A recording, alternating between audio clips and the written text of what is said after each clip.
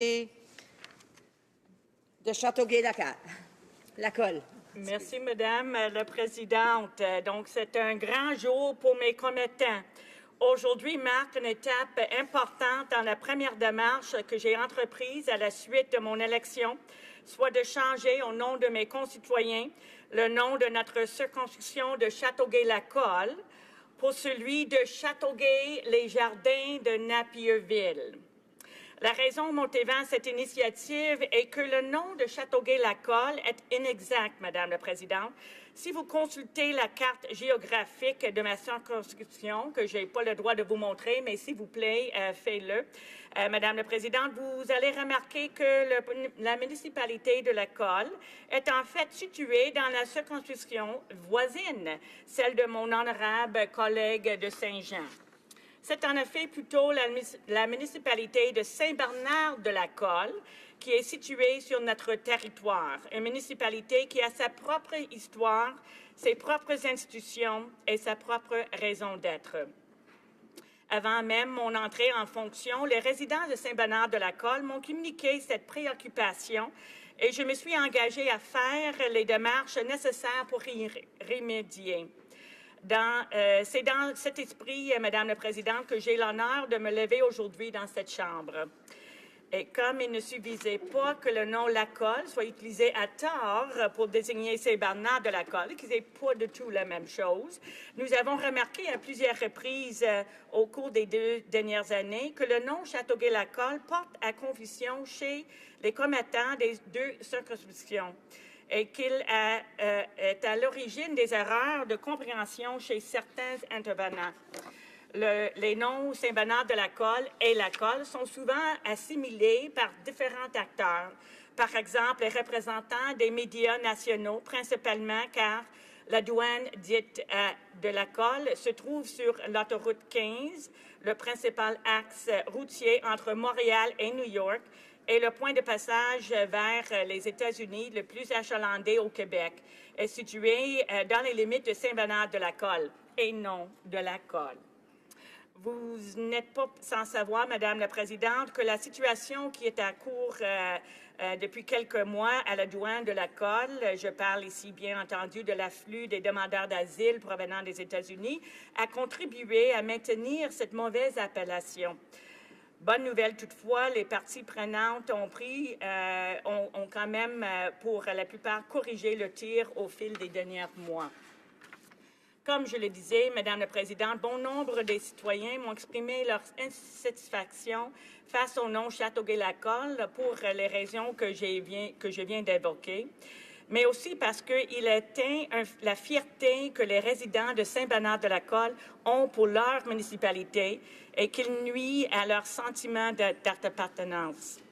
Après plusieurs discussions et réflexions avec des citoyens ainsi que les intervenants de la région, le nom Châteauguay-les-Jardins de Napierville est ressorti comme un choix logique et significatif, et ce pour plusieurs raisons.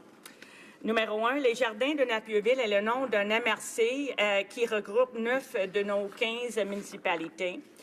Deuxièmement, la principale ville, Châteauguay, se trouve à l'extrême nord-ouest, de la circonscription, alors que le MRC Les Jardins de Napierville regroupe les 9 municipalités qui se trouvent plus au sud et à l'est de la circonscription. La plupart des résidents sur des 6 autres municipalités identifiées sur le vocable fréquemment employé du Grand Châteauguay.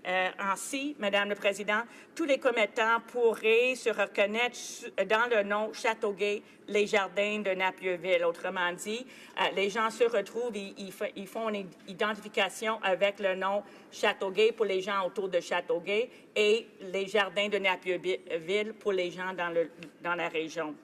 La MRC des Jardins de Napierville, donc la beauté est symbolisée dans le terme « les jardins », est la première région en importance au Québec pour la production maraîchère, ce qui lui donne une certaine notoriété. Et finalement, le nom Châteauguay, les Jardins de Napierville représente bien le caractère semi-urbain, semi-rural de notre circonscription. J'aimerais aussi partager, Madame la Présidente, qu'une personne toute particulière a fortement contribué au choix du nom Châteauguay, les Jardins de Napierville. Il s'agit de Dufont, maire de Napierville, Jacques Delisle. Il est, si ma mémoire est bonne, le premier intervenant à avoir lancé ce nom. Cet homme dévoué qui a légué un héritage remarquable dans sa municipalité aura peut-être aussi laissé sa marque pour l'ensemble de la circonscription. Je dois rappeler, Madame la Présidente, que je parraine ce projet de loi pour mes commettants. Une pétition demandant à la Chambre des communes de substituer le nom de notre circonscription pour Châteauguay-les-Jardins de Napierville est d'ailleurs en circulation dans la région depuis quelques semaines et il y a une très bonne réponse là-dessus. Elle a déjà reçu plusieurs signatures des gens provenant des 4 coins de notre circonscription, incluant bien sûr les maires de Saint-Bernard-de-la-Colle et des localités avoisinantes. En leur qualité d'élus, ils sont heureux de soutenir ma démarche au nom de leurs concitoyens, tout comme mes honorables collègues, les députés de Saint-Jean, de la Prairie et, je crois, de Salaberry-sur-Roi. Comme le temps me le permet, Madame la Présidente, j'ai maintenant le plaisir de donner une petite leçon d'histoire à tous ceux qui m'écoutent.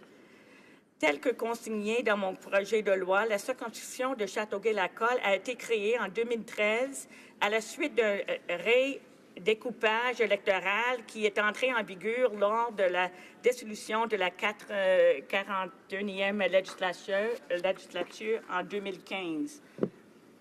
La circonscription actuelle a été formée à partir des anciennes circonscriptions de Châteauguay-Saint-Constant et de Boronnois-Salaberry.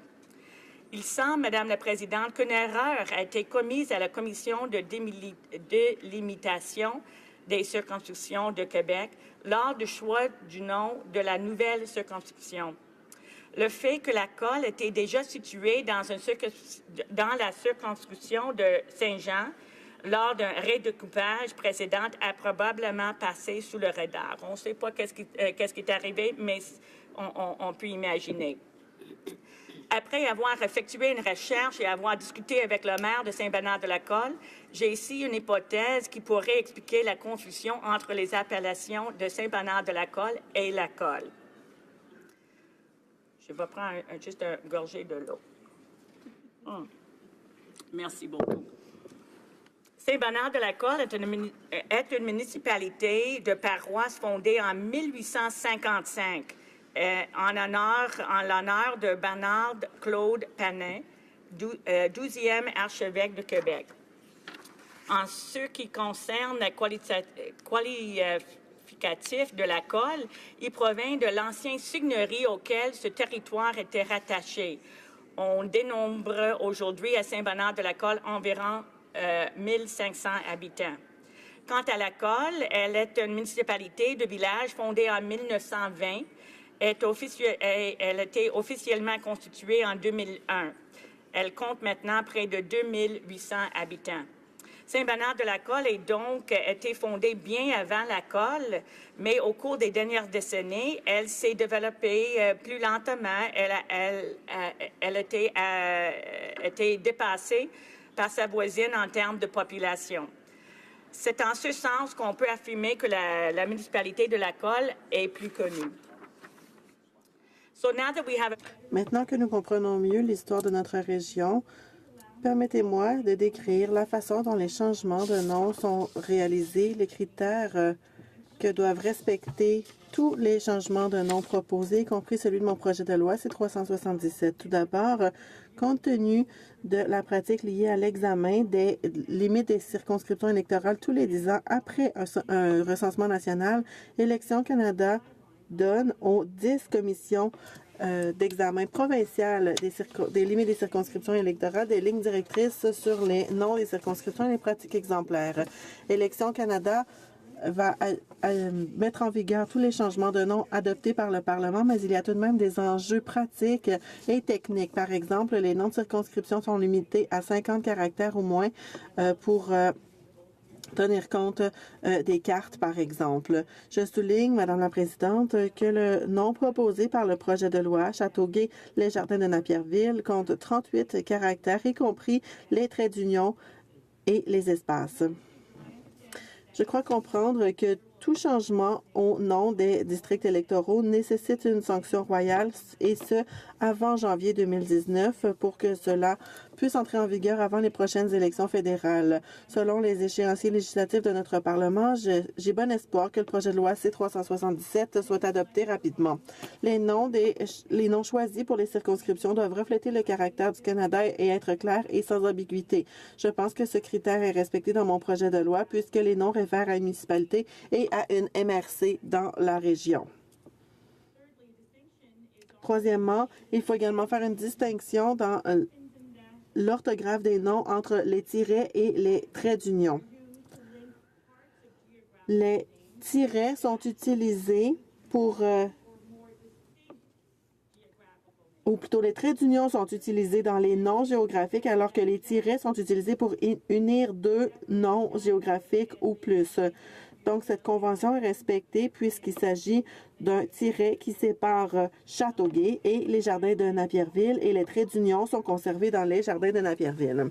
Les lignes directrices d'Élections Canada ont également des caractéristiques positives qui doivent être respectées et qui sont respectées dans le nouveau nom proposé. Par exemple, on sait que sur la carte électorale, Châteauguay et les Jardins de Napierville sont deux noms géographiques qui correspondent presque entièrement au territoire de la circonscription. Le nom d'un district électoral doit être unique. Madame la Présidente, ça signifie que les composantes de chaque nom de district électoral fédéral ne peuvent être utilisées seulement une fois, ce qui est le cas pour les éléments Châteauguay et les Jardins de Napierville. Et enfin, il faut souligner qu'il faut préserver la tradition et qu'il est acceptable d'avoir des noms semblables ou similaires pour les circonscriptions fédérales et provinciales lorsque les régions englobent les mêmes centres de population. C'est le cas de Châteauguay, qui est le nom d'une circonscription provinciale qui comprend le Grand Châteauguay, y compris Léry, Mercier et Saint-Isidore, ainsi que la ville de Châteauguay, ce qui représente plus de la moitié de la population de notre circonscription fédérale. Les lignes directrices contiennent également des caractéristiques négatives qui sont toutes évidées dans le nom Châteauguay les Jardins de Napierville. Toutefois, je ne soulignerai que ceux qui ne correspondent pas à l'expression inverse des caractéristiques positives déjà énumérées et qui sont déjà implicites. Et je pourrais le répéter au besoin, mais je vous donne des exemples, Madame la Présidente. Le nom, par exemple, d'un district électoral fédéral doit être clair en français et en anglais et autant que possible acceptable sans traduction dans l'autre langue officielle, ce qui peut ainsi éviter des formes multiples, un manque de conformité et de la confusion. Il faut également éviter l'utilisation de points cardinaux comme Est ou Ouest, ce qui encourage des traductions maladroite entre les deux langues officielles. L'utilisation incorrecte des tirets et des traits d'union doit être évitée à tout coup. Le projet de loi C-377 utilise correctement un tiret pour désigner le nom de Châteauguay et d'ailleurs les noms de les Jardins de Napierville sont séparés par des traits d'union. Et enfin, il faut souligner que les noms des provinces, les noms personnels et les noms imprécis doivent également être évités. Je pense avoir souligné tous les arguments qui devraient convaincre mes collègues de la Chambre que le nom proposé par le projet de loi C-377, soit Châteauguay, les Jardins de Napierville, respecte toutes les lignes directrices pertinentes d'Élections Canada. Moi, maintenant, Madame la Présidente, utiliser mon temps de parole restant pour brosser le portrait de ma magnifique circonscription qui est privilégiée par un environnement splendide, par la recherche de la terre, par une économie dynamique et par les gens fort sympathiques. Ma circonscription est située dans la province de Québec, sur le rive sud de Montréal, dans la région de la Montérégie-Ouest. Elle compose 15 municipalités, entre autres Saint-Bernard-de-la-Colle. J'apprécie également que je représente une circonscription semi-urbaine, semi-rurale, la ville de Châteauguay avec ses 48 000 habitants, dont plus de 15 000 anglophones et allophones, possède un important quartier industriel formé de plusieurs entreprises innovantes. En contrepartie, la majeure partie de la superficie de la circonscription est rurale. Et on est très fiers aussi de notre industrie d'agriculture et agroalimentaire.